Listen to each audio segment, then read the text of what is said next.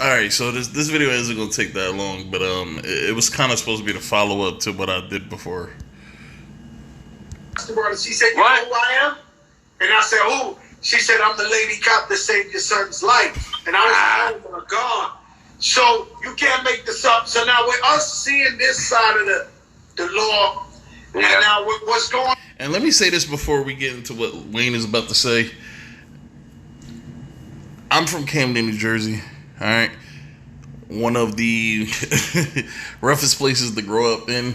All right, I don't have an extended history of hating police because I'm not used to police giving me problems. Now, when I was a kid and as I got older, I had the cops called on me a lot, but that don't mean that I hated the police. And you do have a lot of police that just are trying to do what they believe their job is to do. So I don't have an extended hatred with the police. But let's get to it. On now, what we see with Big George. Yeah. So you have a unique perspective. What do you think about what's going on right now with this cop on Big George stepping on his neck and all that?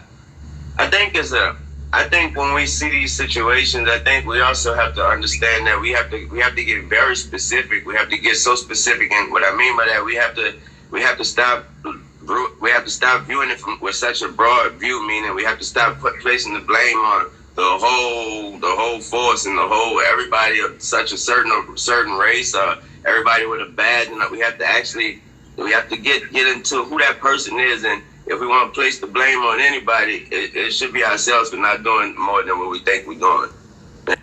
Oh my God. Again, Lil Wayne preaching the gospel. Let's hear it again because you need to hear it. Like, it is what it is, man. It's the truth. We have to get into who that person is, and if we want to place the blame on anybody, it should be ourselves for not doing more than what we think we're doing. We leaving it at the reason why people always ask me, like, why you don't say this, why you don't do that, is because what else am I going to do after that? Some people put a tweet out and they think they did something. Yeah, and you do nothing.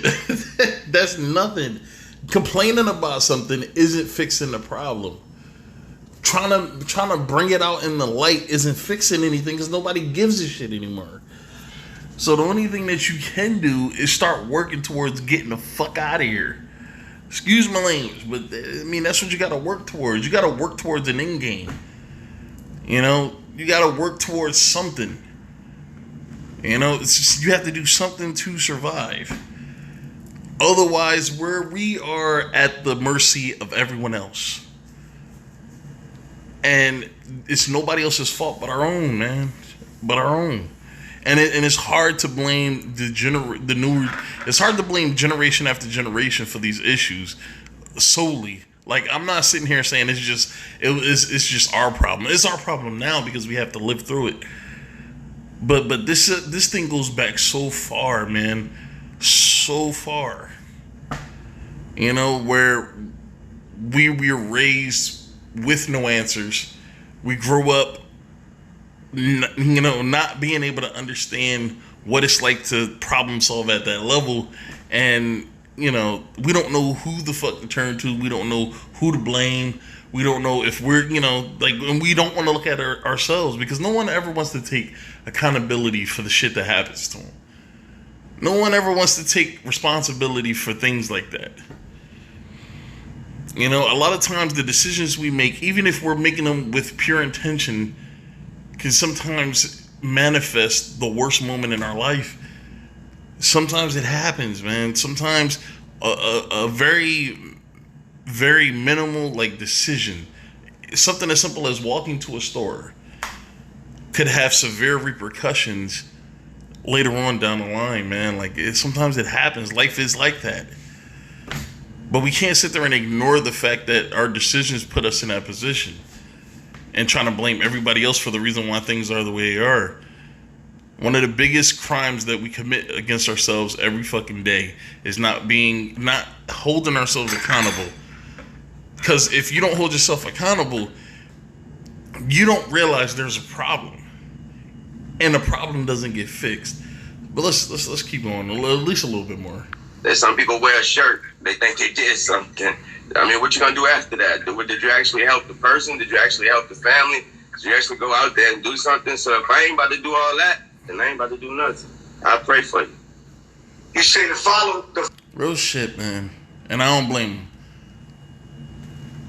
follow-up is the follow-through is more important than wearing the shirt or talking about it. Is actually Right.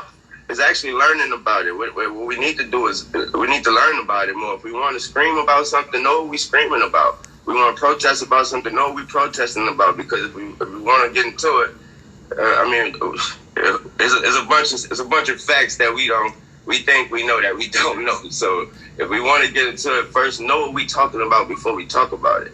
Because we scream about things that sometimes they ain't even true. so so you went to jail for 2 years in New York City.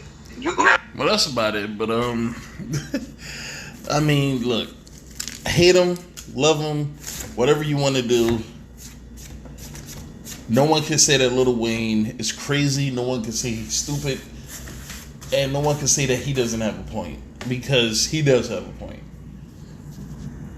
Looking at everybody else whenever this bad shit happens doesn't fix anything. Obviously, it's been going on for a long time, and every time we point the fingers at this person and that person, nothing ever gets fixed. It just, we forget about it after a while, and then something else pops up.